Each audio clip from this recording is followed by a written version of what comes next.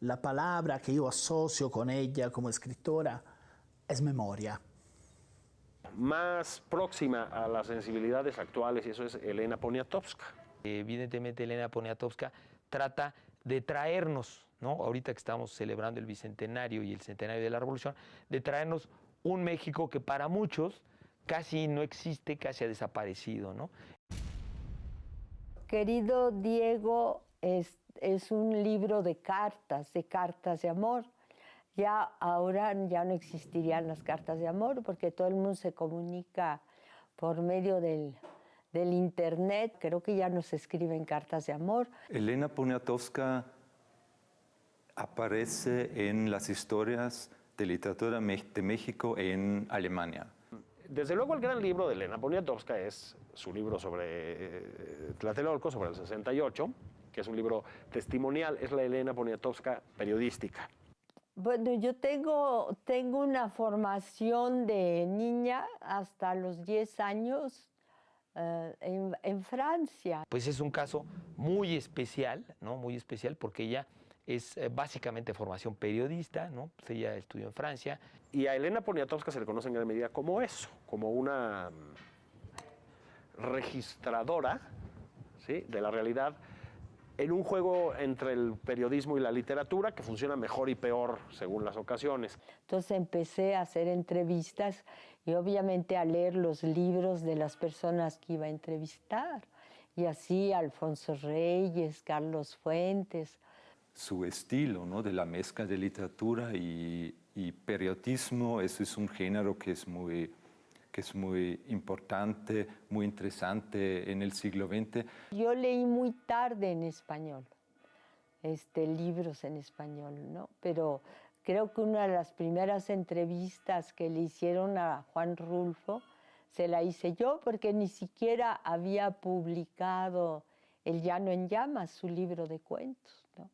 Siempre sumergirse en las obras de Elena Poniatowska, no solamente sumergirse en problemas y en cuestiones muy mexicanas. Era uno de los primeras escritores que conocí respecto a la literatura mexicana. Tengo idea que estudió también con Rulfo, ¿no? Y aunque es realmente para mí, para muchos, una escritora pues, del más alto nivel, sin embargo, para muchos sigue siendo una periodista. Ella siempre se ha defendido en su papel de periodista. La literatura de Poniatowska era una entrada a la literatura mexicana en general, ¿no? Se puede decir. Siempre ha estado muy preocupada por la cultura popular. Ahora que acaba de fallecer Monsiváis, pues muchos decían, pues ahora la que sigue es Elena Poniatowska en el sentido de ese papel mediador entre un cierto grupo de intelectuales mexicanos que a veces, para bien o para mal, pero así ha sido, no han estado tan en contacto, ¿no?, con las cuestiones, digamos, más del pueblo, de la estética del pueblo, de la vivencia del pueblo. Elena Poniatowska, periodista y narradora, nacida en París, Francia, el 19 de mayo de 1933, radica en México desde 1942. Su carrera se inició en el ejercicio del periodismo y ha publicado muchas obras que incluye varios géneros. Poniatowska desarrolla esa idea, esa novela epistolar. Este es un estilo muy particular. Contarnos una historia a través de cartas sin respuesta resulta muy hermoso. Es un poco el gusto, el sabor que uno prueba cuando descubre un diario. Se nota la madurez de la escritora porque nos envuelve y nos mete totalmente en la obra, ¿no? Y es una característica de los escritores y de los lectores, finalmente, que existe esta simbiosis, esta interrelación, y Elena Poniatowska lo logra perfectamente. Primero te sientes incómodo porque estás penetrando en la intimidad de alguien. Y Elena Poniatowska no hace nada, o mejor hace todo, porque yo me siento incómodo cuando entro en la intimidad de esos personajes. Elena Poniatowska también vivió estas distancias. Elena también vivió estos abandonos por sus distancias durante la Segunda Guerra Mundial. Nos mete en un tema muy interesante, como es la Europa de aquella época, de principios del siglo XX, y además también con un personaje clave de la historia nacional, como lo es Diego Rivera.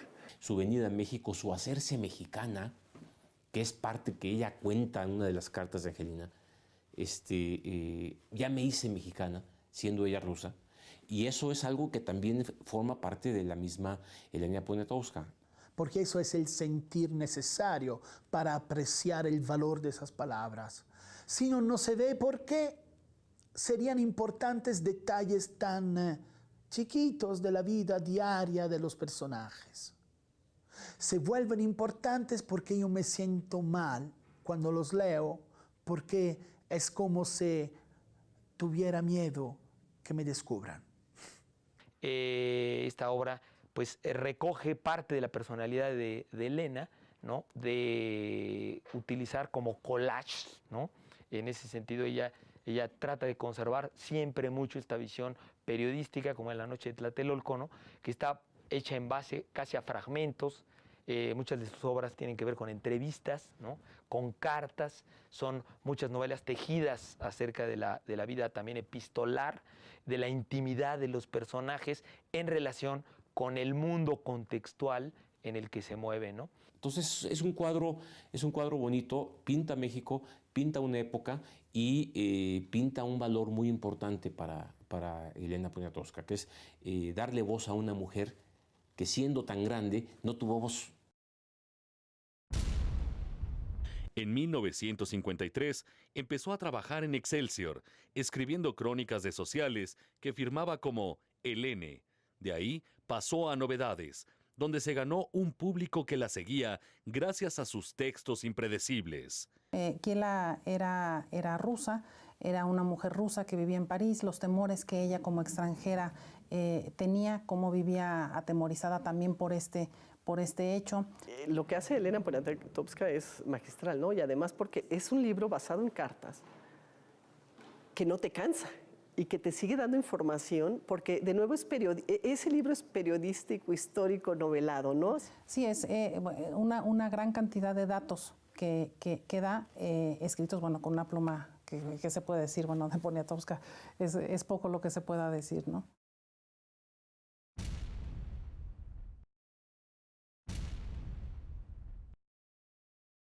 A partir del 2007, el gobierno de la Ciudad de México, a través de la Secretaría de Cultura, ha instaurado el Premio Iberoamericano de Novela Elena Poniatowska.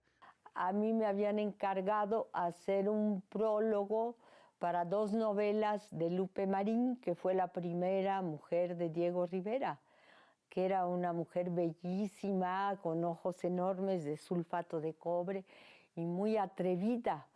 Y creo que esa mujer fue muy importante para Diego Rivera, porque de hecho cuando murió Diego Rivera, murió casi acompañado por Lupe Marín, que lo iba a ver todos los días. En el caso de Angelina Beloff, Diego Rivera fue a París, como todos los que quieren pues saber muchísimo de pintura, ¿no? Y pintar bien. Además, París era la meca del arte. En los años que fue, él consiguió una beca que le dio el gobernador de Veracruz, Germán Dehesa. Se fue a París y se juntó con una rusa blanca, Angelina Bielova, con quien estuvo viviendo por 10 años en París, con Diego Rivera, ¿verdad? Finalmente Diego Rivera se regresa a México en aquella época a continuar con su vida artística. Empieza a través de Vasconcelos a cubrir kilómetros de muros de pintura y se le olvida Angelina Beloff, pero ella no olvida a Diego. Y bueno, pues ella continúa trabajando en el arte, pero principalmente aferrada, ¿verdad? Y atada a este gran amor que representa Diego Rivera para ella. Le escribe, él apenas si contesta, alguna vez le manda dinero, creo, y ayudada por un crítico de Francia, Élie Faure, y otros amigos, logra venir a México. Y le dicen que Diego Rivera va a estar en Bellas Artes. Entonces ella se coloca en la sala de Bellas Artes, donde está el telón, donde está el Popocatépetl, la Iztaccíhuatl, ¿no? Ese telón de Tiffany. Y él, que está desde luego enfrente, porque él siempre estuvo enfrente de todo. Y la encuentra en una exposición, en un Bellas Artes, me parece, y Diego ni la ve. Y eso es esa distancia, esos Méxicos distintos, y esa es la construcción de una primera mitad del siglo XX muy a la mexicana, en donde Diego fue un actor fundamental para México. Esto yo lo leí en un libro de un escritor comunista norteamericano que se llama Bertram Wolf, que vivió aquí en México durante algunos años, y hizo un libro que se llama The Fabulous Life of Diego Rivera. Y de allí me enteré de esta rusa y dije, ay, no, me identifiqué mucho con ella. Y empecé a escribir las cartas que yo creía que Angelina Belov o Bielova le hubiera escrito a Diego Rivera. Ahora, la sabiduría es cómo Poniatowska puede rescatar esto. En una novela muy breve, 12 cartas que transcurren en 9 meses. Y es un periodo de tiempo en el que nace un niño, no es gratuito. Es la pérdida del hijo de Diego. 9 meses en donde ella transforma todo su ser, desde el enamoramiento pleno hasta ella misma separarse de Diego, en 9 meses, en 12 cartas, que Poniatowska la sabe rescatar muy adecuadamente. Es una obra muy hermosa, redacta acerca de la vida de Angelina Belov. Ella sufre mucho porque pues Diego la abandona después de que muere su hijo. Y desde ese punto se viene decayendo toda su relación. Entonces Diego Rivera se hartó del frío, de la guerra, de Francia, y decidió que él quería volver a ver el cielo azul de México. Se regresó, le dijo que le mandaría dinero para que ella lo alcanzara. Nunca le mandó un centavo y se metió con Lupe Marín. Kiela le empieza a escribir cartas contándole de su vida y de todo lo que ha hecho, pero Diego nunca le responde. Sigue mandando cartas, claro, si no consigue ninguna respuesta. Manifestándole que lo extrañaba, que lo quería, y ella pues, no sé, hablaba de su hijo, del hijo que tuvieron, de una enfermedad que también padeció y que desafortunadamente murió. Está escribiendo cartas 4 años después de que se fue Diego de París, y está escribiendo cartas después de la muerte del hijo de ella con Diego. Es desgarradora la descripción que hace de los momentos, y además no es solo en un momento, sino en distintos momentos en la obra. Hace mención de la enfermedad de su hijo y de la muerte de Dieguito y cómo lo vive ella. Es un poco triste porque la verdad ella se aferra a seguir queriendo a este Diego Rivera, y Diego Rivera ni siquiera le manda cartas. Es una historia tristísima la de esta niña Angelina Belov, la de Kiela, ¿no? Le está escribiendo y le está diciendo, no recibo nada tuyo, no sé nada de ti, no tengo respuesta de mis cartas, ya recibí un poquito de dinero, gracias porque estoy verdaderamente muerta de hambre. La capacidad de expresar en una correspondencia que no es tal correspondencia porque es unilateral, solamente las cartas de una mujer que camina entre la ilusión, la esperanza, la decepción, el abandono, y lo expresa de una manera muy tierna. Esta Kiela lo quiere y él no le manda cartas, no responde a su amor. Fue su mujer 10 años. 10 años. Tuvo un hijo con ella. Está muy fuerte que no escriba ni una línea, ¿no? Las cartas de Kiela a Diego son cartas sinceras. Quizás no siempre incluyen en sí la verdad, pero son sinceras. No hay en ella la voluntad de mentir. Se da uno cuenta de los verdaderos sentimientos que tiene Kiela hacia Diego. Después se entera de que Diego ya tiene otro amor en México, pero ella no quiere perderlo y no busca a otra persona más que Diego. Es como, no sé, lo deja todo, es una entrega total, es como súper pasional. Es una relación como muy, muy aferrada, ¿no? Como que Kiela se aferra demasiado a Diego. Me gusta ese personaje porque lo da todo, lo hace todo así, hasta lo que no se imagina, pero pobrecita, me dio mucha tristeza. Y sin embargo, Kiela siguió siendo constante con él. Entonces es una relación muy grande, es un amor eterno. Había muchos sentimientos encontrados en este personaje y hablaba acerca de México. Ella amó mucho México, nunca lo conoció. Bueno, fue hasta ya varios años después cuando logró ir a México. Todo el tiempo Kiela menciona cómo Diego se expresaba de México. Mencionaba la comida, mencionaba el cielo siempre azul, los ojos café. Mencionaba muchos aspectos y enriquecía toda esta cultura que nosotros tenemos.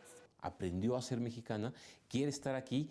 Ella amaba tanto a México, lo describía como si fuera su propia patria. Decía que ella era mexicana. Se podría manifestar primero como un romance a distancia, pero realmente no era así. Porque, bueno, pienso que es una narración muy diferente a los de los demás libros. Por las fechas, por los meses, por los años, por la forma en la que escribía. Yo en un principio imaginé que era un diario, pero ya al ir leyendo la obra, pues me di cuenta más que nada que eran cartas. La forma de transmitir todo el sentimiento de Kiela a través de cartas imaginarias, ¿verdad? Porque finalmente las imagina la escritora, pero logra perfectamente plasmar pues, sentimientos en el lector.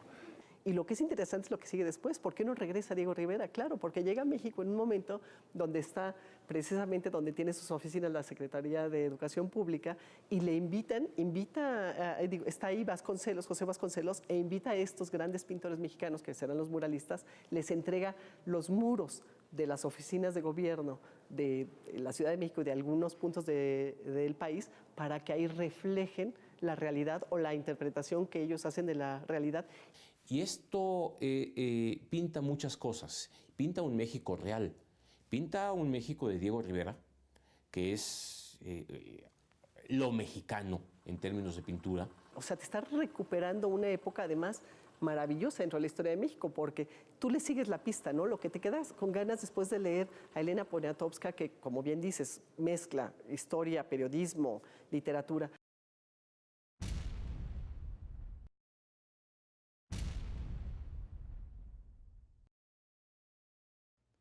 En 1968 contrajo matrimonio con el astrofísico Guillermo Haro, con el que tuvo 2 hijos, Felipe y Paula. Lo maravilloso también de esa novela es que no hay desarrollo de un contenido, ¿no? Sino es el lector conoce el interior de un personaje. Eso ya es una técnica muy interesante, ¿no? Porque normalmente en el siglo XIX no conocemos eso. Es un libro de los bien conseguidos desde mi punto de vista por Elena Poniatowska. Tiene unos cuantos, pero este sí es un libro compacto, con una gran economía expresiva y que logra enganchar al lector muy rápidamente, siendo difícil, insisto, el género epistolar. Y esa novela rompe con esa forma de ver una historia de una forma totalmente, rompe con ese estilo y nos muestra que hay muchas formas de narrar historias. Entonces eso es algo muy que a mí me parece muy importante también para demostrar a jóvenes que hay, tal vez no el contenido es lo más importante, sino hay muchas diferentes formas de narrar, muchos diferentes contenidos y entonces con eso se abre todo un universo. Sí, la verdad sí me gustó, es una historia que pues yo la recomendaría porque en la forma en la que está escrita la verdad es muy impactante. Es el primer libro que leo acerca de Elena Poniatowska, pero en referente a ese trabajo del libro que sacó, ella investigó mucho para crear este libro. Pues está manifestando un gran conocimiento del entorno parisino, mexicano, de la vida de Kiela, de la vida de Diego Rivera y anexas, ¿no? Entonces nos están recuperando. Es una labor de investigación muy, muy precisa y muy benéfica para nosotros lectores porque nos lo ponen de una manera muy agradable y muy accesible el conocimiento y reconocimiento de ese pasado. Sí se me hace muy interesante el libro, ya que ahorita en estos tiempos hay muchos jóvenes que ya no leen, ya se quedan nada más en revistas. Y este libro sí relata México, relata lo que tenemos. Finalmente está retratando un México que ya no es, pero que de alguna manera les pertenece. Se están reencontrando con esta parte de la historia, de su historia, de la historia familiar, de la historia de su entorno a través de esta literatura y entonces se enriquecen ellos a leerla. Y efectivamente lo que hacen los autores es como encapsular, ¿no? Este tiempo, mira, lo encapsulo, lo pongo en esta novela y te lo doy para que tú lo conozcas.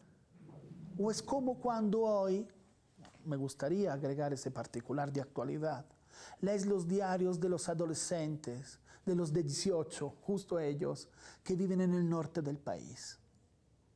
Y mezclan su cine, su pizza, con los muertos y con los secuestros. Es la memoria chica, que se hace maravillosamente como solo una extraordinaria escritora como Elena Poniatowska puede hacer, con la historia grande. Y diría yo, se vuelve más grande que la historia grande. Sobre todo es un libro muy femenino y muy sobre la feminidad, y eso está bien, eso realmente está bien. Yo creo que a las mujeres les va a gustar muchísimo más que a los hombres este texto. Así como todos tienen su público ideal, digamos, ¿no? Y a lo mejor en este caso el público ideal que podrían ser las mujeres sin que no sea también atractivo para los hombres. Me identificó un poco con ella. Me sentí triste, a veces alegre y al final más deprimido. Yo creo que puede despertar perfectamente en los jóvenes este sentimiento de tristeza, de nostalgia, que a su vez se puede desencadenar en persistencia, en arrojo por la vida, ¿sí? Y en otra serie de características que Elena Poniatowska lo logra conseguir bastante bien. Yo creo que cada vez que uno escribe sobre un personaje es porque hay una identificación, porque ¿por qué escoge uno a tal cual personaje y tal cual otro, ¿no? Ella es de residencia mexicana por parte de su mamá, porque bueno, su papá sabemos que es de Francia. Entonces, bueno, es una muy buena escritora, a mi parecer. Ella siempre se preocupa por la imaginación que tenemos y ella hace que siempre vuele nuestra imaginación. Me parece en general que también en ese libro de cartas, donde muchas cartas nosotros podemos solo imaginarlas y no leerlas, porque son las cartas de Kiela que leemos. Eso pasa seguido en esos libros de cartas. No leemos solo las cartas de uno y no la carta del otro. Entonces, la carta del otro, en lugar que hacernos falta, la inventamos. Es inevitable. No hay uno de nosotros que pueda evitar de inventarse la carta del otro. Y entonces ahí entramos en el juego. Somos nosotros que decidimos lo que dice el otro, lo que siente el otro. Entonces creo que no tanto un punto o un hecho de contenido en la historia es tan interesante, sino más bien que el lector tiene la posibilidad de conocer la conciencia de otro personaje, ¿no? Eso me parece una técnica maravillosa. Es un juego literario, ¿no? Los jóvenes que van a leer esos libros se van a enterar que la literatura es sobre todo un juego. Entonces yo uso Kiela como un vehículo para viajar en la memoria colectiva. Creo la memoria individual para hablar de la memoria de todos. La memoria de uno que habla de la memoria de todos. Ella piensa que el genio es Diego Rivera, que el gran pintor es Diego Rivera y que ella finalmente es una artesana, que ella nunca será una gran pintora, lo cual es verdad. Ella tuvo una visión exacta de sí misma. Inclusive hay una frase que es impactante, creo yo, en donde dice, ella le dice a Diego, yo valgo por lo que tú piensas de mí o por lo que tú me quieres o por lo que yo... Una sumisión, subordinación impresionante, ¿no? Me parece que Angelina Beloff lo sobrevaloraba. No lo amaba como persona, lo idolatraba como un dios. Y no era un dios de la pintura. Era un excelente pintor, un notable pintor, era un apasionado individuo con una personalidad extraordinaria. Así pues, lo que en aquel momento me pareció un deslumbramiento justificado, ahora me parece que no era tan justificado. Creo que era más la necesidad de Angelina de expresar un amor inmerecido. Por eso nos sorprende que ella dé todo ese valor a ese personaje, que lo haga tan grande, porque lo chiquito tiene un valor tan grande en la memoria, ¿no? Entonces que ella se vuelva una especie de símbolo de esa transformación de la pequeña historia en grande historia. La situación más profunda de sentimiento de esta mujer no son por el abandono de Diego, son por la muerte de su hijo.